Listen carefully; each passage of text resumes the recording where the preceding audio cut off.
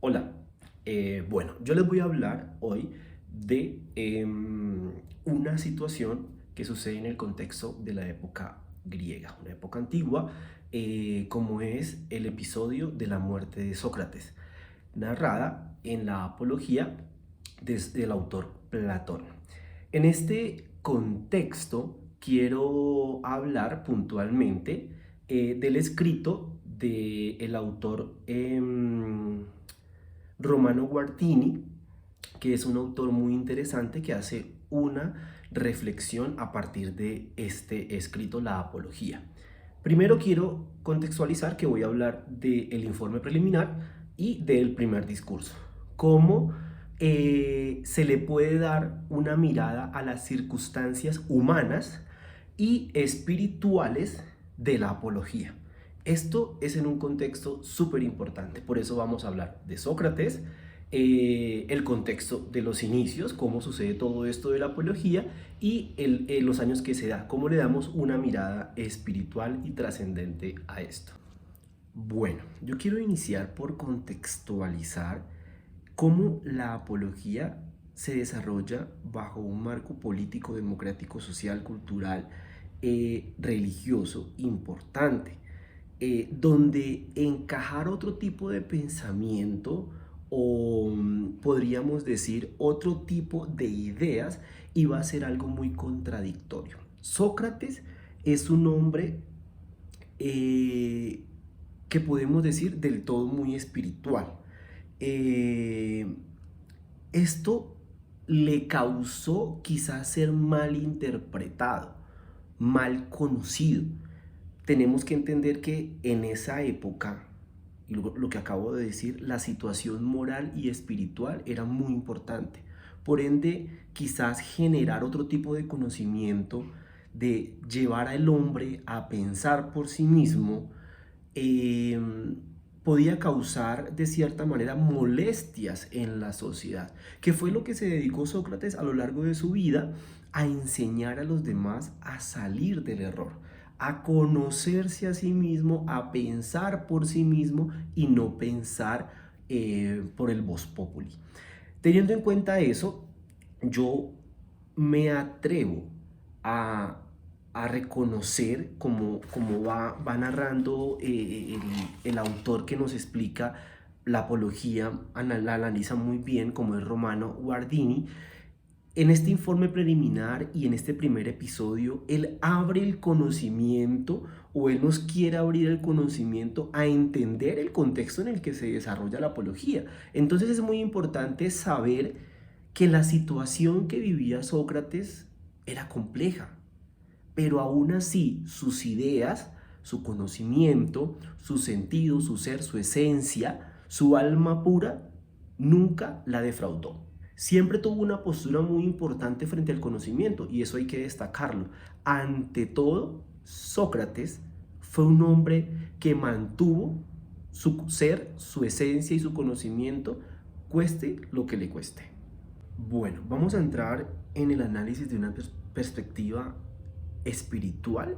de lo que se propone dentro de este primer discurso. Sócrates es un hombre que siempre se mostró lúcido y se mostró arriesgado frente a su posición y su pensamiento y todo el conocimiento que él quiso mostrar frente a ese juicio el cual fue confrontado. Mantuvo su posición y su conocimiento ligado a toda la situación puntual ante un tribunal de justicia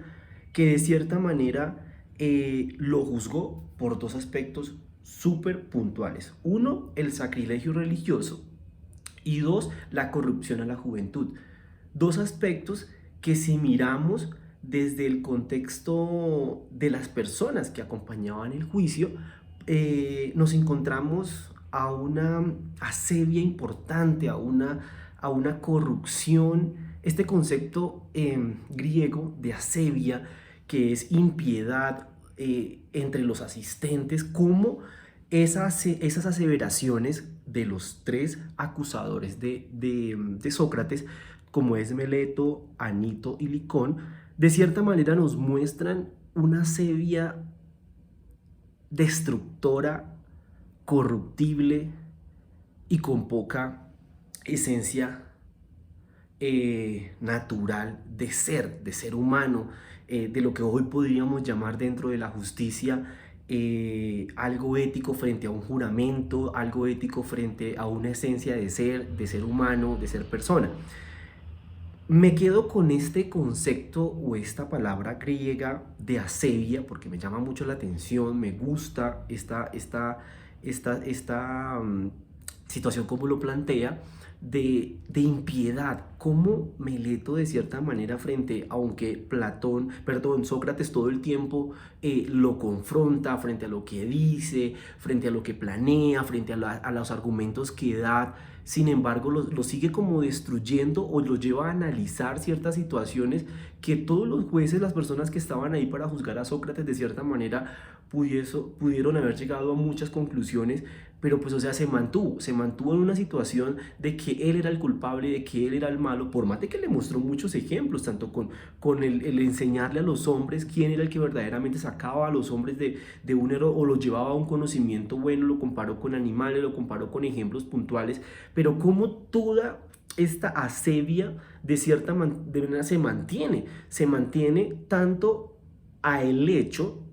de no corromper el etos de Sócrates. Eso es importante, o sea, por más de esa impiedad y aseveraciones que le sucedieron a Sócrates, nunca derrotaron el etos de Sócrates. Eso es importante porque pudiese de cierta manera uno entender desde este primer episodio que Romano Guardini lo analiza muy bien, lo diluye muy bien, lo mastica muy bien. Es importante. ¿Por qué? Porque considero yo de que nosotros como seres humanos debemos comprender toda una realidad y las aseveraciones de esta apología.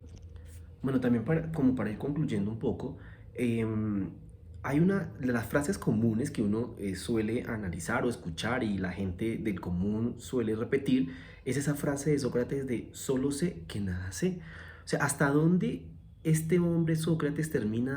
dándonos lecciones de conocimiento, donde de cierta manera Sócrates sabe que no tiene un conocimiento o un saber como tal, que existe un saber, pero que el mismo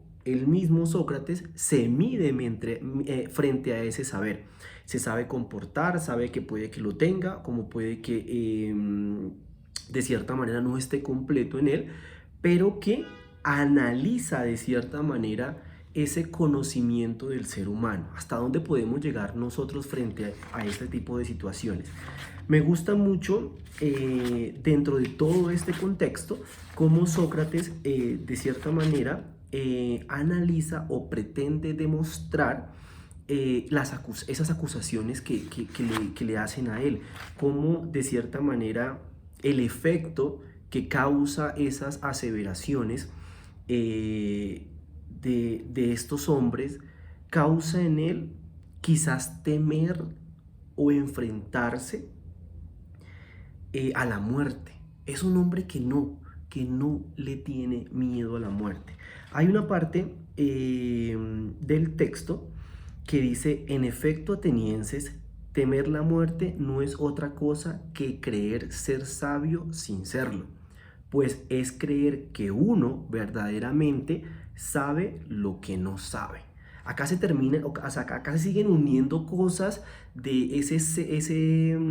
esa frase típica de él de solo sé que nada sé, nos sigue rematando, recalcando, reconstruyendo el conocimiento desde el ser, cómo nosotros como seres humanos de cierta manera podemos llegar a ese tipo de aseveraciones